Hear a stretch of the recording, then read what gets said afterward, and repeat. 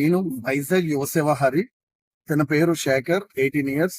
వైజాగ్ వెలంపేటలో ఉంటున్నాడు. సో తను 10 years age లో ఏజ్ గ్రూప్ వ్యాక్సిన్ వేయించారు వీళ్ళ అమ్మమ్మ గారు. సో తనకి తండ్రి లేరు. సో మదర్ కూడా డెమ్ అండ్ డెఫ్. సో ఇటువంటి పరిస్థితిలో ఆ వ్యాక్సిన్ ఏదైతే వేయించారో అది వికటించి శేఖర్ కు ఉన్నటువంటి లెగ్ బాల్ అనేది కరిగిపోయింది. అప్పటి నుంచి నడవడానికి తీవ్ర ఇబ్బంది పడుతున్నాడు. సో అలాగే 18 ఇయర్స్ ఏజ్ గ్రూప్ వచ్చాడు. సో తీవ్రమైన డిప్రెషన్, ఇంతలాగా నేను నడవలేకపోతున్నాను, పని చేసుకోలేకపోతున్నానని. తిరగని ఆసుపత్రి లేదు, ఎన్నో ప్రైవేట్ ఆసుపత్రి చుట్టూ తిరిగాడు. లాక్స్ లో ఆపరేషన్ అవుతుందని చెప్పారు.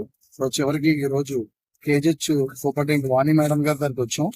యువసేవ నన్ను నాకు ఈ విషయం చెప్పిన వెంటనే వాణి మేడం గారికి జరిగిందంతా ఎక్స్ప్లెయిన్ చేస్తే, మేడం గారు అలాగే ఇక్కడ ఉన్న వైజాగ్ డిఎంహెచ్ఓ శ్రీరామ్ సార్ ఇద్దరు కూడా తిరుపతిలో ఉన్నటువంటి బర్డ్ హాస్పిటల్కి రెఫర్ చేయడం జరిగింది.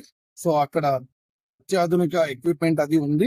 ఇక్కడ తప్పకుండా తనకి సర్జరీ అది జరిగి మరలా నడిచే అవకాశం ఉందని చెప్పి ఏదైతే సూచనలు ఇచ్చారో ఆ మేరకు శేఖర్ బుధవారం బయలుదేరుతున్నాడు.